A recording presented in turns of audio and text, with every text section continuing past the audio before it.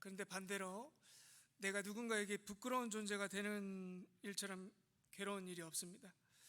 특별히 우리가 자녀가 있으신 분들, 이민 오셔서 열심히 살고 또 일하셨는데 많은 분들에게 왜 그렇게 열심히 일하십니까? 왜 그렇게 열심히 사십니까? 물어보면 하나같이 이렇게 대답을 하셨어요. 자녀들에게 자랑스러운 부모가 되기 위해서 그렇게 열심히 산다고 또 말씀을 하시더라고요. 그냥 단순히 잘 먹고 잘 살기 위함이 아니라 내가 자녀에게 부끄럽지 않은 부모가 되기 위해서. 그런데 자녀들도 마찬가지인 것 같아요.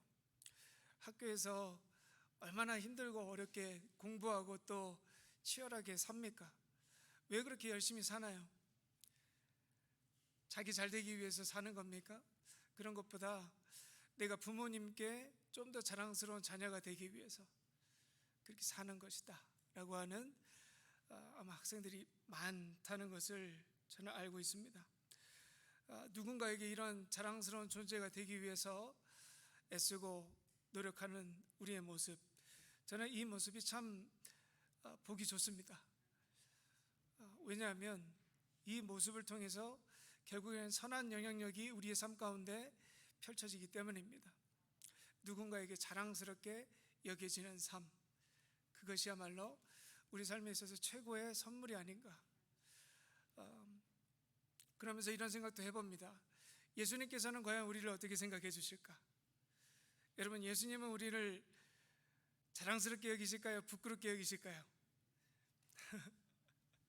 저는 예수 믿는 사람은 항상 공부도 잘하고 착하고 성실해야 한다고 생각했습니다. 그 이유는 그렇게 해야 예수님께 뭔가 자랑스러운 존재가 될 수 있다고 생각했기 때문입니다. 그런데 믿음을 깊이 깨닫고 신앙생활을 하면서 깊이 깨닫는 것은 예수님께서 내가 자랑스러운 삶을 살아야, 내가 거룩하게 살아야, 내가 선한 삶을 살아야 예수님께서 나를 자랑스럽게 여기시지 않으신다는 거예요. 예수님께서는 우리를 그냥 우리의 있는 그대로 자랑스럽게 여겨주신다. 예수님께서 우리를 보실 때 우리의 선함을 보고 자랑스럽게 여겨주시는 것이 아니라 그가 그의 피로 우리를 덮으심으로 그 자체로 우리를 자랑스럽다, 귀하다, 아름답다 여겨주시는 것. 그래서 우리가 지금도 주님께 귀하다 여김 받을 수 있는 그 이유가 나에게 있지 않고 누구에게 있다는 거예요? 오직 주님의 구원의 은혜에 있다는 것. 여러분, 이 은혜를 우리가 오늘도 깨닫기를 소망합니다. 우리의 존재를 바라보지 말고 주님께서 우리를 위해 주신 그 구원의 은혜를 다시 한번 기억하고 우리가 주님께 귀한 존재가 되었음을, 그리고 그 은혜를 이제 알았으면 우리도 주님을 우리의 가장 귀한 자랑거리로 여길 수 있게 되는 은혜가 저 여러분 가운데 온전히 누려지시기를 주님의 이름으로 축복합니다. 앞뒤서 이렇게 인사하셨으면 좋겠어요. 당신이 나의 자랑입니다.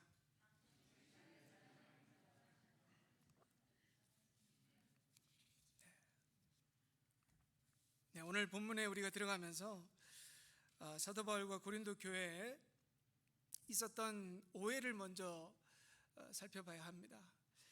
사실 사도 바울은 고린도 교회를 들리려고 했는데 여러 가지 계획에 이제 차질이 생겨서 고린도에 들리려고 했던 계획이 취소가 되고 다른 경로로 해서 예루살렘으로 가게 되는 상황에 있게 되는데, 여러분 사실 뭐 어디 방문할 계획이 있었다가 취소할 수 있는 거잖아요.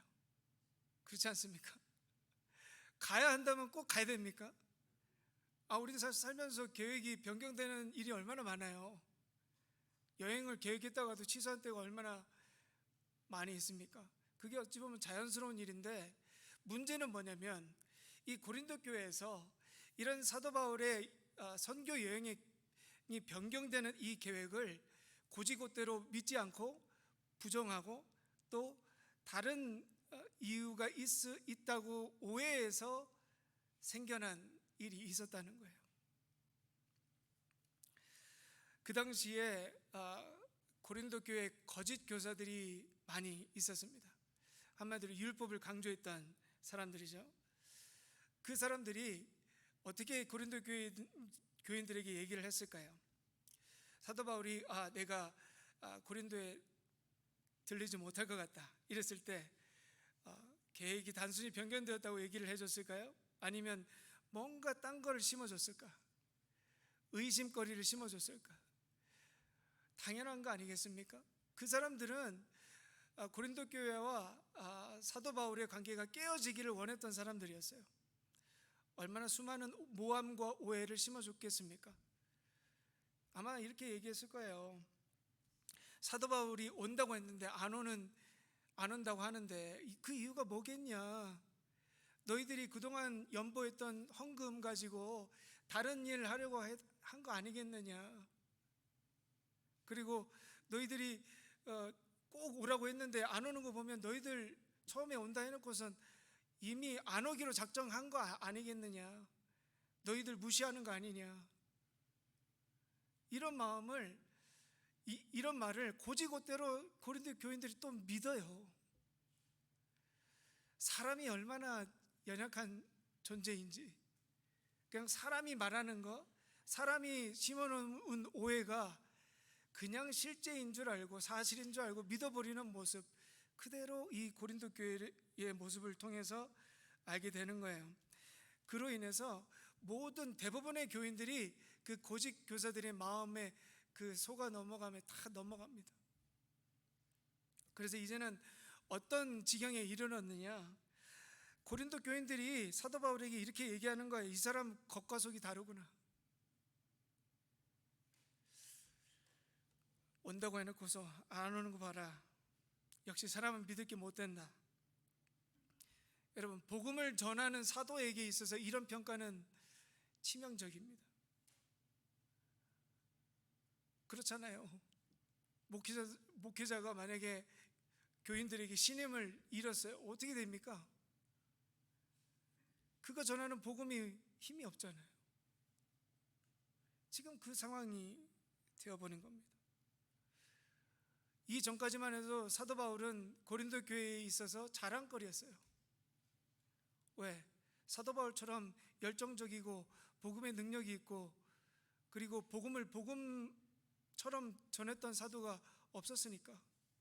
그런데 한순간에 이제 사도 바울은 고린도 교인들에게 어떤 존재가 됩니까?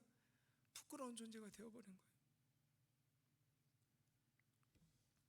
그래서 12절에서 사도 바울의 답답한 심정이 그대로 표현이 됩니다. 한번 보시겠습니다. 우리가 세상에서 특별히 너희에게 대하여 하나님의 거룩함과 진실함으로 행하되 육체의 지혜로 하지 아니하고 하나님의 은혜로 행함은 우리의 양심이 증언하는 바니 이것이 우리의 자랑이라. 자, 양심을 걸어요. 자신의 양심을. 오죽하면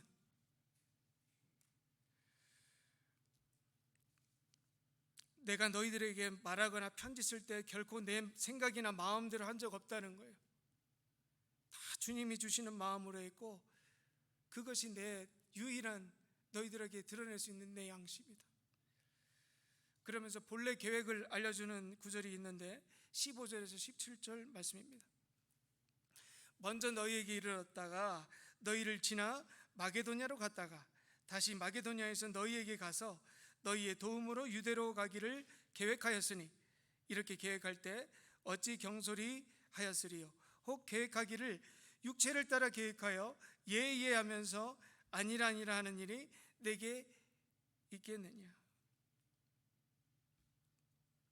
겉으로 가겠다 하고 속으로 안 가야지 그런 적 없었다는 거예요. 넘겨주시면 됩니다. 그래서 사도 바울의 그래서 느껴지는 마음은 이거예요. 오해하지 말아라. 오해하지 마라. 나 너희들한테 갈 때 했을 때 간다고 했을 때 그 진심이었다. 그 진심을 좀 알아달라. 그리고 그 마음이 14절에서 그대로 표현됩니다. 너희가 우리를 부분적으로 알았으나 우리 주 예수의 날에는 너희가 우리의 자랑이 되고 우리가 너희의 자랑이 되는 그것이니라. 이렇게 말씀을 해요. 너희가 우리를 부분적으로만 안다. 한마디로 다 모르니까 결국에는 그 날이 올 거예요. 어떤 날이냐면 주 예수의 날이 올 건데, 그때가 언제냐? 내 마음이 너희들에게 100% 알려지고, 그리고 너희도 나의 마음을 100% 이해하는 그날, 그때가 올 거다. 그것을 주 예수의 날이라고 고백을 하는 거예요. 여러분들에게 주 예수의 날이라고 이렇게 들으셨을 때 이 날이 언제라고 생각하시나요? 이 날이 언젠가요? 보통 우리는 이 날이 마지막 때라고 생각을 합니다. 보통 주 예수의 날, 하나님의 때, 그러니까 모든 심판이 이루어지는 날. 그런데 사실 그렇지 않습니다.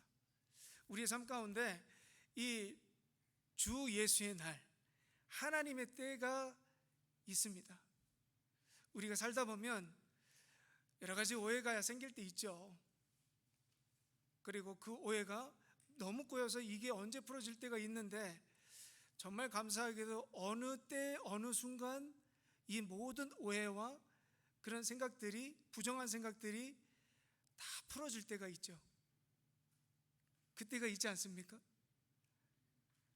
그때가 바로 하나님의 때, 하나님의 은혜로 모든 생각과 모든 오해와 모든 일들이 하나님의 은혜 안에서 정리되는 때. 자, 저는 여기서 알게 됐어요. 사도 바울이 어떻게 사역했는가? 사도 바울은 이렇게 사역했어요. 하나님의 시간표를 따라서 사역했습니다. 자기의 시간표를 따라서 사역하지 않았다는 거예요. 즉 하나님의 때, 주 예수의 날을 언제나 기다리고 고대하고 소망하면서 사역을 했어요. 여러분, 이 하나님의 때를 기다리면서 사는, 하나님의 때를 맞이하면서 하는 사역의 특징이 뭐냐면 이겁니다. 절대로 자기 스스로 문제를 해결하지 않는 거예요. 문제는 누가 해결해 주시는 거예요? 하나님께서 이제 해결해 주시는 거예요.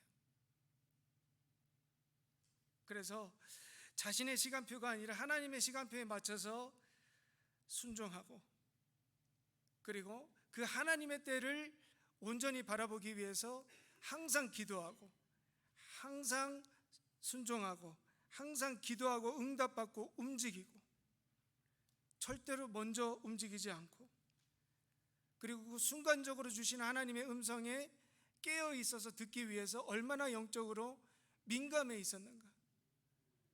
여러분, 사도 바울은 그렇게 움직였어요. 자신의 시간표 세우지 않았습니다. 묵묵히 참고 견디고 인내하고 절제하고 훈련하는 것. 여러분, 이게 얼마나 이 하나님의 때를 따라 사역하기 위해서 필요했을까요? 얼마나 힘들었을까? 하고 싶은데 주님의 음성이 떨어지지 않으면 못하는 거예요. 하기 싫은데 주님께서 하라 하면 하는 거예요. 그런데 사도 바울은 이 훈련과 이 하나님의 인도를 기뻐했어요. 왜? 그게 자신의 시간표로 사는 것보다 하나님의 시간표로 사는 것이 더 큰 능력과 은혜가 있다는 것을 알았기 때문에. 여러분, 이것은 경험해 본 사람만 아는 거예요. 내 계획, 하나님의 계획과 비교할 수 없는 큰 은혜가 있다는 것을 아는 것. 여러분, 우리들에게 그 은혜가 있기를 축복합니다. 하나님의 시간표가 있다는 거예요. 그러면 우리의 질문은 이거죠. 여러분은 지금 누구의 시간표로 사십니까? 내 시간표로 사십니까? 아니면 정말 하나님의 시간표로 살기를 원하십니까? 여러분, 잘 아는 조혜련 씨가 있어요. 조혜련 씨. 그분이 간증 프로그램에 나와서 여러 간증을 하시는데 참 은혜 많이 받았거든요. 그 중에서 정말 제 기억에 남는 고백이 뭐냐면 조혜련 씨가 이렇게 고백을 하는 거예요. 하나님의 시간표가 분명히 있다는 거예요. 하나님의 시간표가 있습니다. 그 증거가 자기 자신이라는 거예요. 그러면서 어떤 얘기를 하냐면 오랫동안 예수 믿는 주변 사람들이 조혜련 씨를 전도하기 위해서 수없이 기도하고 교회 초청도 해보고 복음을 전할 수없이 노력했대요. 그런데 조혜련 씨가 어떻게 했냐면 교회 교제만 나와도 그 사람하고 인연을 끊어버리는 거예요. 10년, 20년 됐던 관계도 교회 교자만 나오면 끊어버리는 거예요. 그냥 연락을 안 했어요. 그러면서 조혜련 씨가 고백하는 게 뭐냐면 나는 마치 그들에게 벽 같은 존재였다. 벽. 여러분, 벽에게 말하면 뭐가 오죠? 근데 벽을 넘어서 어떤 존재였냐면 그 벽이 그 사람을 치는 정도였대요. 그러니까 얼마나 사람들이 조혜련 씨에게 복음 전하기를 두려워했는가. 그런데 여러 가지 우여곡절 끝에 결국에는 조혜련 씨가 남편을 통해서 교회에 가고 믿음을 갖게 됩니다. 그러면서 자신의 삶을 되돌아보는 거예요. 그동안 저는 예수 하는 사람 그렇게 미워하고 싫어하고 인연 끊어가면서까지 그렇게 살아왔는데 지금은 내가 오히려 먼저 예수 하면서 사람들에게 예수 전하는 거 보니까 정말 하나님의 시간표가 있습니다. 하나님의 시간표가 있다. 하나님의 시간표는 거부할 수 없다. 어떻게 해서든 하나님의 시간표대로 우리가 살아갈 수밖에 없다. 우리에게 정말 괜찮고 그럴싸한 계획이 있어도 하나님께서 하신다면 우리는 그 계획 그저 순종할 수밖에 없는 그런 인생이다. 그런데 그 인생이 너무나도 복되고 아름답고 감사한 시간이었다. 그러면서 이제 조혜련 씨가 막 예수를 전하잖아요. 그런데 그 조혜련 씨보다 더한 사람들이 있는 거예요. 예수를 전하다 보니까. 그런데 조혜련 씨가 그 사람들에게 예수 전하기를, 그 사람들을 위해서 기도하기를 포기했을까요? 아니요, 포기하지 않았어요. 왜? 누구의 시간이 있으니까? 하나님의 시간표가 있으니까. 내가 예수 믿으라 하는 그들에게 이 말이 들어가지 않더라도 하나님의 때에 그들이 결국에는 예수를 믿게 되고 그들이 나를 자랑스러워할 때가 있을 겁니다. 여러분, 그렇잖아요. 예수를 전할 때는 예수 안 믿는 사람은 예수 전하는 사람 욕해요. 왜 전하냐고. 그런데 예수를 믿고 나면 자기에게 예수 전해준 사람한테 어떻게 합니까? 저 사람이 나 예수 믿게 했다 욕하는 거 보셨습니까? 저는 그런 거 못 봤어요. 다 예수 전하, 저 사람이 나 예수 믿게 해줬어, 이렇게 얘기하지. 여러분, 그게 뭔가요? 그들에게 자랑이 되는 거예요. 그리고 그 고백을 하는 그 사람도 전하는 사람에게 자랑이 되는 거예요. 저는 이 간증을 들으면서 사도 바울의 마음이 그대로 느껴지더라고요. 인간적인 마음으로는 지금 얼마나 답답하겠어요. 사람들이 오해하잖아요. 자기가 세운 교회 교인들에게 자기가 오해받고 심지어 욕을 먹는 상황이에요. 그런데 그 상황에서 그가 소망할 수 있는 게 뭐겠어요? 너희들이 어떻게 나에게 이럴 수 있느냐, 그런 말 하지 않잖아요. 하나님의 때를 기다리는 거예요. 그냥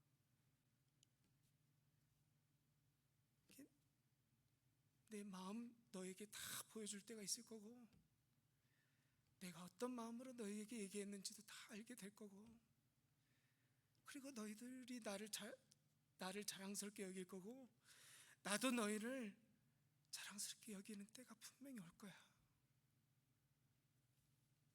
그러면서 오늘 사도 바울에게 주어진 그 날을 그저 믿음 안에서 충실하게 살아가고 있어요. 여러분, 예수 믿는 삶이 뭔가요? 여러분, 예수 믿는 삶이 뭔가요? 하나님의 시간표 안에 산다고 하는 것을 인정하는 거예요. 우리가 지금 우리의 계획대로 사는 것 같지만, 믿음은 우리들에게 다시 한번 깨닫게 하는 거예요. 우리가 우리의 계획대로 사는 거 아니다. 우리는 오늘도 내일도 이전에도 하나님의 계획 안에서 살아왔고, 오늘도 그렇게 살 거고, 내일도 우리는 그렇게 살아갈 거다. 이것이 믿음이에요.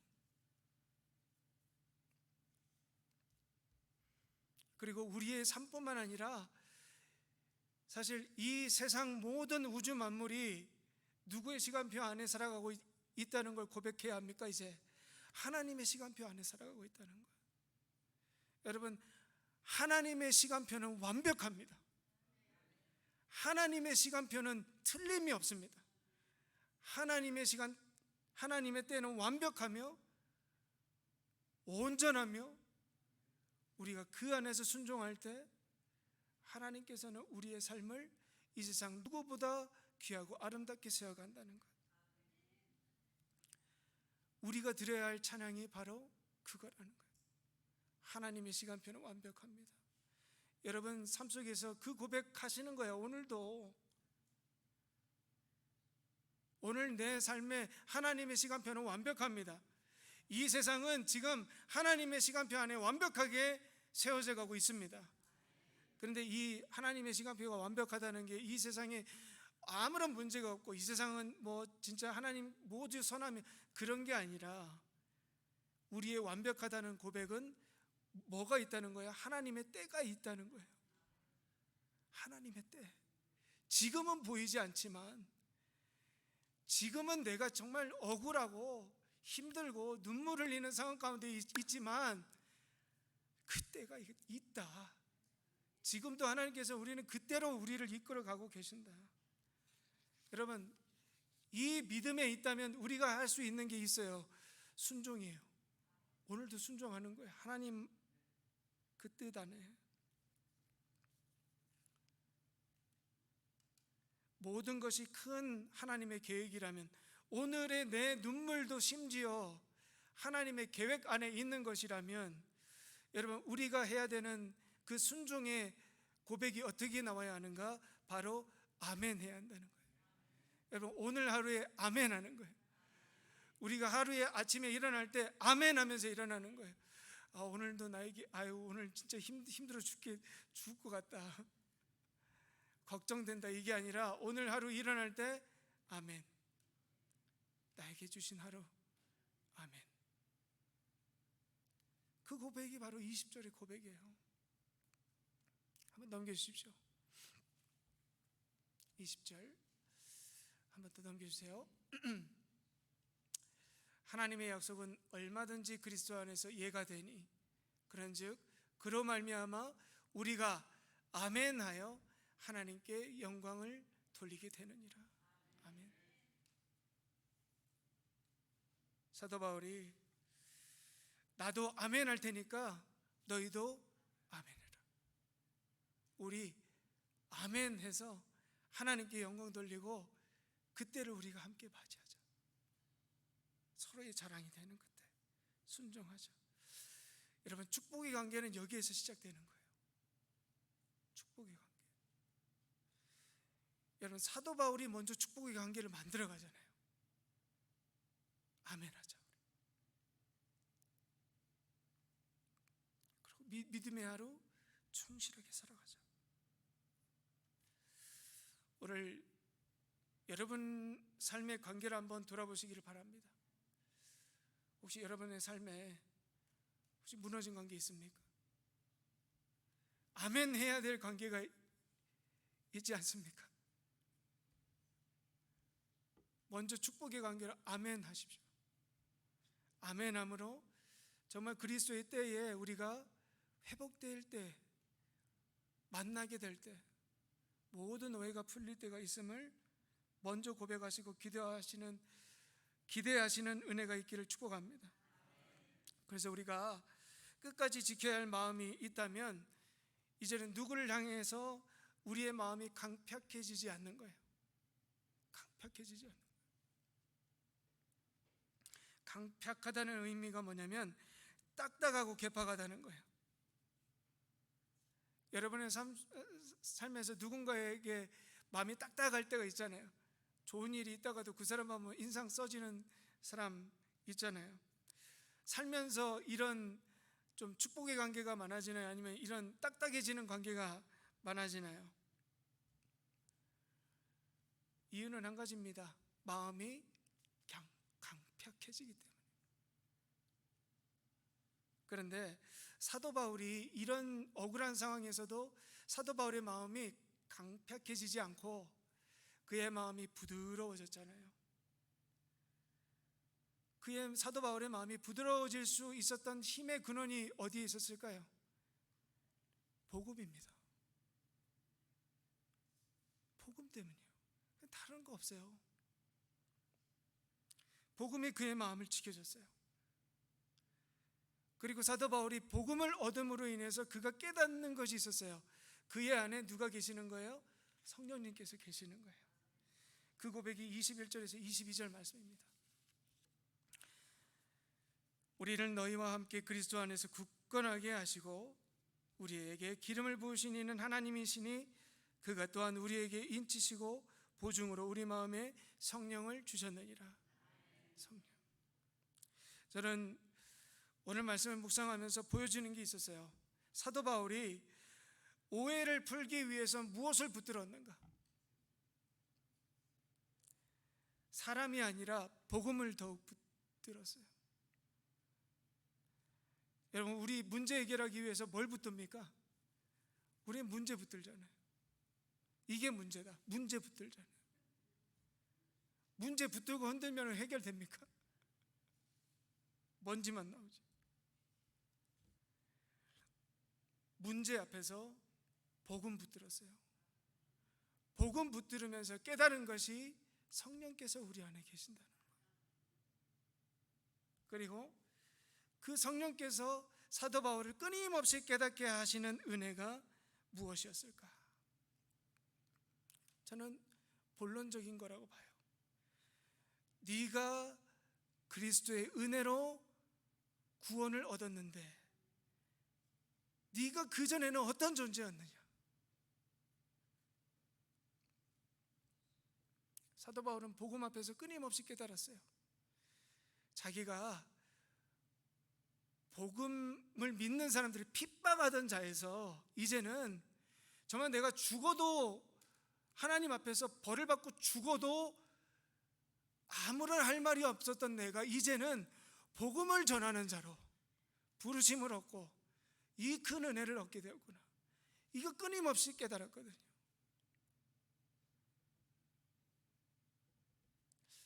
허봉랑 선교사님이라는 분이 계세요. 허봉랑 선교사님이라는 분이 지금 86세 여자 선교사님이십니다. 지금도 막 목소리가 쩌렁쩌렁하게 이렇게 복음을 전하고 계세요. 근데 그분이 정말 짧게 정말 이 복음이 뭐고 은혜가 뭐고 열매가 뭔지를 다 간략하게 하시는 말씀이 있더라고요. 한번 넘겨주시겠습니까? 은혜는 깨닫는 것이고 열매는 고치는 거예요. 은혜는 뭐냐면 내가 어떤 존재인지를 깨닫는 거래요. 여러분, 예수님께서 왜 우리를 구원해 주셨나요? 왜 나를 위해서 죽으셨나요? 내가 누구길래? 난 죄인이에요. 내가 거룩해서 십자가 져주신 것도 아니고 그냥 내가 뭘 잘해서 십자가 져 주신 게 아니라는 거예요. 구원해 주신 게 아니라는 거예요. 그냥 나는 복음 앞에서 죄인이고 죽을 수밖에 없었고, 그냥 이 내가 지금 예수를 믿고 이 누리는 은혜 자체가 얼마나 귀한 것인가, 그걸 깨닫는 거예요. 은혜는. 그리고 그 은혜를 따라서 맺어지는 열매는 뭐냐면 고치는 거래요. 내가 이걸 안다, 내가 이렇게 살아야 한다는 걸 안다, 나의 고집, 아집, 주장 고치는 거래요. 잘못됐다는 거. 사도 바울은 지금 은혜를 깨닫고 복음 붙잡고 은혜를 깨닫고 뭘 하냐면 고치는 거예요. 자기를 계속 고쳐요. 니들이 나한테 이럴 수 있냐라는 말 하지 않고 오직 그 은혜 안에서 내가 이렇게 있으면 안 되지, 끊임없이 복음 안에서 부드러워지는 마음 가져야지. 성령의 9가지 열매 딱 얘기하잖아요. 사랑과 희락과 화평과 오래 참음과 자비와 양선과 충성과 온유와 절제. 이게 다 뭡니까? 고치는 거예요. 여러분, 고치는 거예요. 여러분 살고 싶은 대로 살라고 한 적 없어요. 고치는 거라고요. 여러분, 믿는 자는요 고쳐야 돼요. 끊임없이 고쳐요. 근데 우리는 믿으면 어떻게 됩니까? 안 고치잖아요. 고집만 세지잖아요. 저 사람 잘못됐다 하잖아요. 그 마음 싹 내려놓는 거라고요. 끊임없이. 언제까지? 주님 만나는 그날 때까지.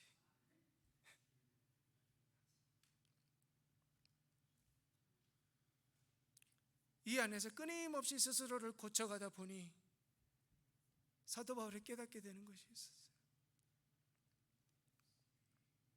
그것은 바로 자신 안에 넘치는 사랑이 있다는 거예요. 그들을 향한 넘치는 사랑이 자신 안에서 이렇게 샘솟는 걸 고백해요. 그 부분이 바로 2장 4절 말씀입니다.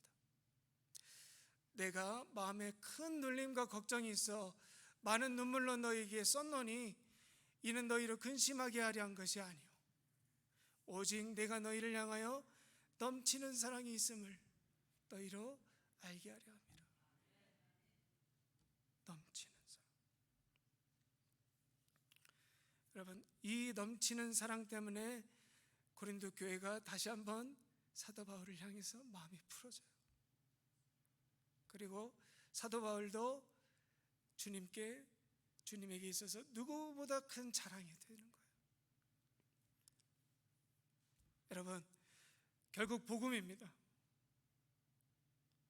복음 때문에 사도 바울은 이 위기를 넘어갈 수 있었던 거예요.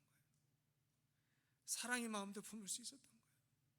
그리고 무엇보다 복음 안에서 회복되고 고쳐지고 견뎌지고,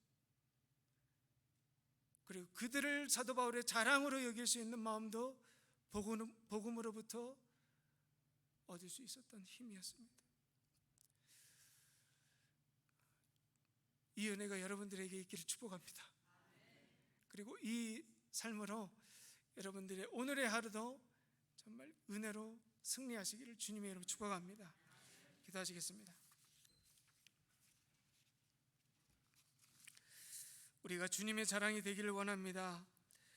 여전히 죄인이고 부족하지만 구원하심으로 누리게 하시는 자랑이 되게 하심을 감사드리며, 오늘도 그 은혜를 누리며 살게 하시고, 우리 삶에 수많은 오해와 깨어짐의 관계가 있지만 결국 주님의 날 서로의 자랑과 기쁨이 되는 은혜를 누리게 하실 것을 믿습니다.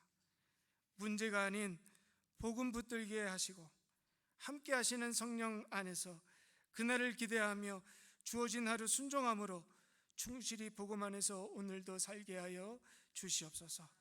이 모든 것 예수 그리스도 이름으로 기도합나이다. 아멘. 다같이 찬송가 50장, 통일 찬송가 71장 찬양하시면서 준비하신 예물 봉헌하도록 하시겠습니다.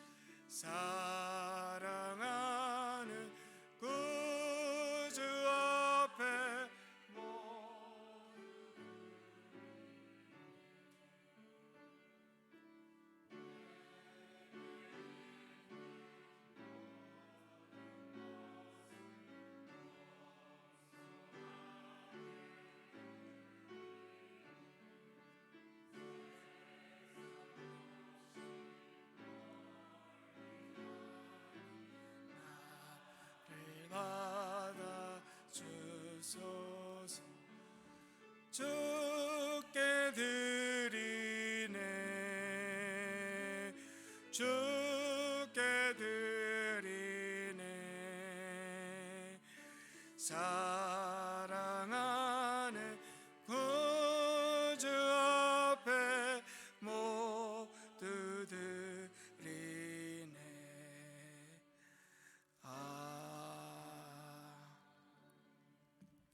다 같이 기도하시겠습니다. 하나님, 참 감사합니다. 오늘 이 시간 하나님께 나와 우리의 삶과 또 우리의 일터 가운데 우리들의 눈물과 땀으로 결심 맺은 귀한님을 하나님 앞에 바치게 하여 주시고, 그리고 이 하나님께 드림을 통하여 우리의 삶과 우리의 모든 것이 하나님께로 왔음을 고백하게 하여 주심을 감사합니다. 하나님, 이 시간 하나님께로부터와 하나님께 드림을 우리가 기뻐 여기게 하여 주시고, 또 하나님께서 또한 우리의 이 예물을 기뻐하시고 또 이 예물 바친 손길을 하나님께서 기뻐 여겨주시며 또 복되게 하여 주심을 이 시간 고백하오니, 하나님, 우리의 고백과 우리의 믿음이 사라지지 않고 정말 하나님 은혜 안에 굳건히 서갈 수 있도록 축복하여 주시옵소서.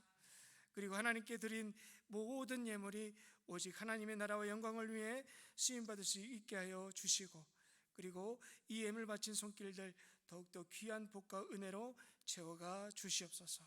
이 모든 것 예수 그리스도의 이름으로 기도드리옵나이다. 아멘. 다 같이 일어나셔서 결단 찬송 288장, 통일 찬송가 204장 찬양하시겠습니다.